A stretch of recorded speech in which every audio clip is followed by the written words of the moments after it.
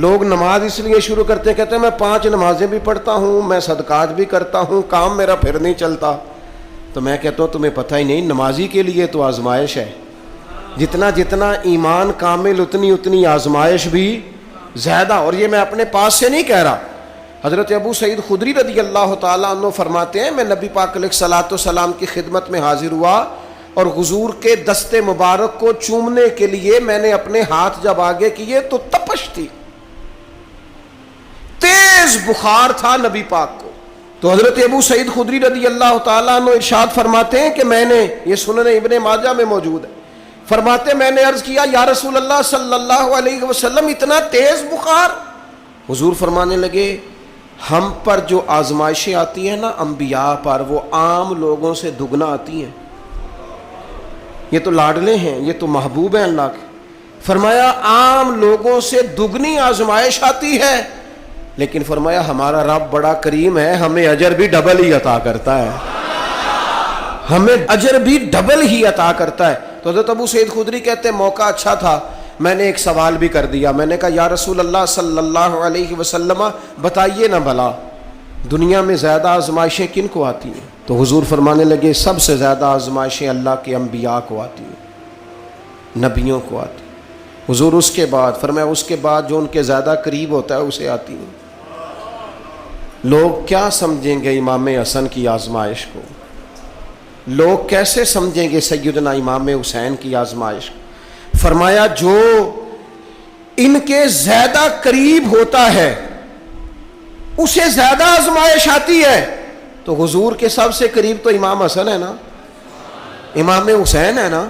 تو کیا سمجھتا ہے قربت بس نسبت کے اظہار کا نام ہے اور بڑے لطف کے ساتھ زندگی گزارنے کا نام ہے؟ تو نبی پاک علیہ الصلوۃ والسلام نے فرمایا بات بڑی مزے کی ہے. فرمایا پھر اللہ کے بعض بندے تو ایسے ہوتے ہیں جنہیں اللہ فقر میں مبتلا کر دیتا ہے. فرمایا ان کے پاس صرف ایک چادر رہ جاتی ہے، اتنا فقر ان کے پاس آتا ہے. لیکن جو حدیث کے آخری لفظ ہیں نا وہ وجد والے ہیں، وہ وجد والے ہیں، وہ سرور والے ہیں. ہمارا یہ مزاج ہوتا ہے کہ میٹھا میٹھا کھا جاؤ اور ذرا کڑوا آ جائے تو سویرے بھی رو شام بھی رو، حال ہی کوئی نہیں، غریبی بڑی، پریشانی بڑی، حضرت صاحب گھر سے بیماری جاتی نہیں. اور جناب کیا بتائیں، بعض لوگ تو ایسے ہیں جن کی بات سن کے لگتا ہے زندگی میں کبھی سوئے ہی نہیں، اتنے بڑے بڑے دکھ سناتے ہیں. او خدا کی رحمت کا بھی تو ذکر کرنا، خدا نے جو تیرے اوپر انعامات کیے ان کا بھی تو ذکر کرنا، ان کا تذکرہ ہی نہیں کر رہا میرا بھائی. نبی پاک علیہ السلام نے فرمایا ان لوگوں پر دکھ آتے ہیں پر قربان ہونے کو جی چاہتا ہے ان لفظوں پر. حضور فرمانے لگے وہ رب کی طرف سے آنے والے دکھ پر بھی اس طرح راضی ہوتے ہیں جس طرح تم میں سے کوئی راحت ملنے پر راضی ہوتا ہے. سکون والی چیز ملنے پر جس طرح تم راضی ہوتے ہو اس طرح وہ دکھوں پر بھی راضی ہوتے ہیں. دکھ قبول محمد بخشا، دکھ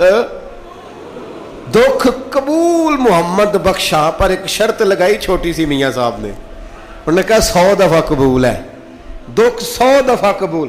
دکھ قبول محمد بخشا پر راضی رہن پیارے. یہ شرط یہ ہے کہ تو راضی رہ، تو راضی رہ. دکھ قبول محمد بخشا، راضی رہن پیارے. اور حضرت سلطان صاحب کہنے لگے ایسا کیتی ہے جان حوالے رب دے، ایسا عشق کمایا ہے اسی مرن تو پہلو ہی مر گیا باہو تام